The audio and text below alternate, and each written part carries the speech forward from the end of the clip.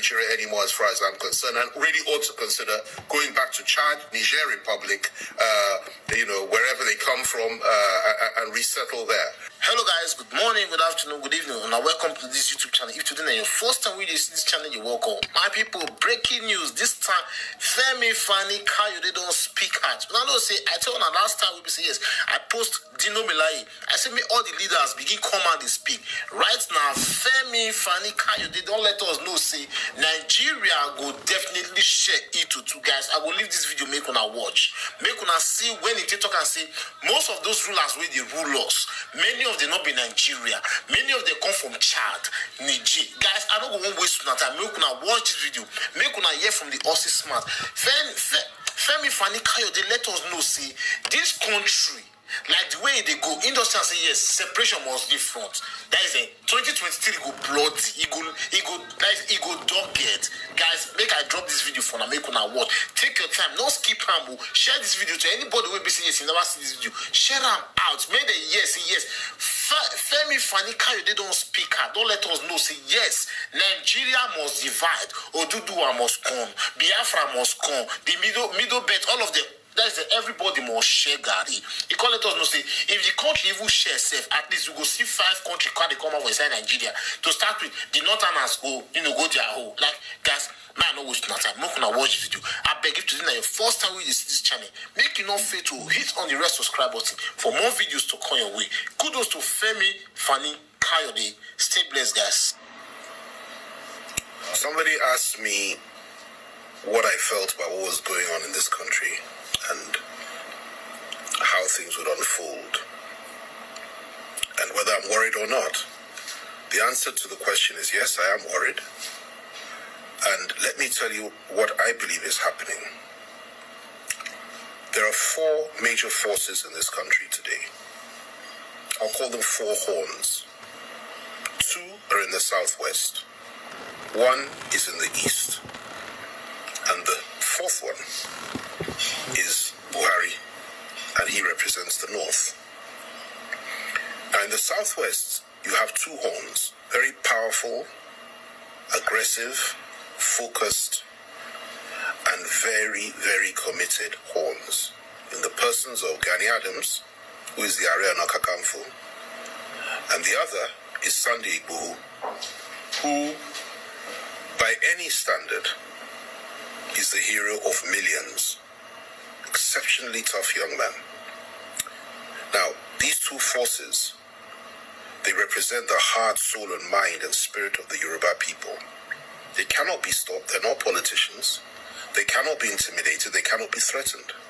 They're extremely focused, and both of them, if sufficiently provoked, the kind of mass following they have, their readiness to die for their cause, they're extremely dangerous. Thankfully, they're good men, and men that simply want a fair deal in a wider Nigeria for our people. Also men that are committed to the cause of Oduduwa Republic. Once it is clear that there can be no fair deal in a wider Nigeria, they're totally committed to that. In fact, they're simply waiting for the integrationists to offer a better deal. Outside of that, they're leaving. And when they decide to go, it would take a war to stop them. And they have the hearts of the people.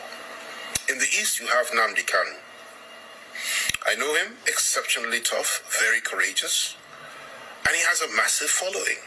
Absolutely massive. I call him the 3rd horn. I call him the Tiger of the East. Exceptionally tough man, and inspirational. And if there is to be an election in the east or in Biafra tomorrow, he would win hands down.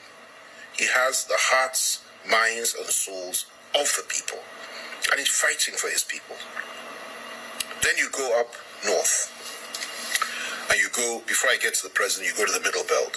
There's a man who's a good friend of mine. He was at Oxford. Brilliant man, Obadiah Malafia.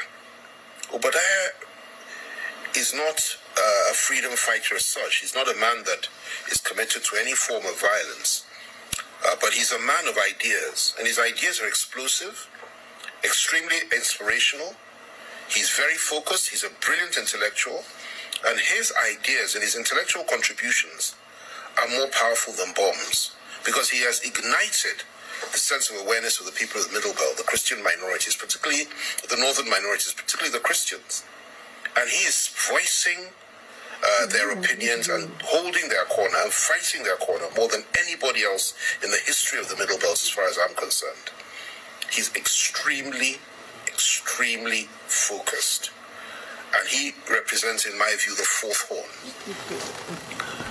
And it's a very positive horn, very strong horn, and it represents a hope for the people of the Middle Belt.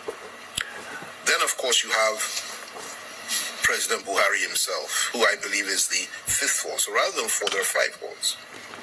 President Buhari and those that are with him, that support him, are also very focused and committed to doing what they're doing. And some of them understand the situation and are ready to adapt. Others are not. But that group collectively represents a very powerful force that cannot be underestimated. Within that camp, there are various groups. I mean, I won't go into that now. Some are more liberal and more moderate than others. But by and large, these are President Buhari's loyalists and his people. Now, these 4 or 5 horns are the ones that hold the destiny of our country. If they conflict, and if there can be no compromise between them at any point in time, and if we do not agree on a formula to avoid war in this country, if you cannot somehow assuage the feelings and persuade the Igbohos, the Adamses, and those behind them to try to be a little bit more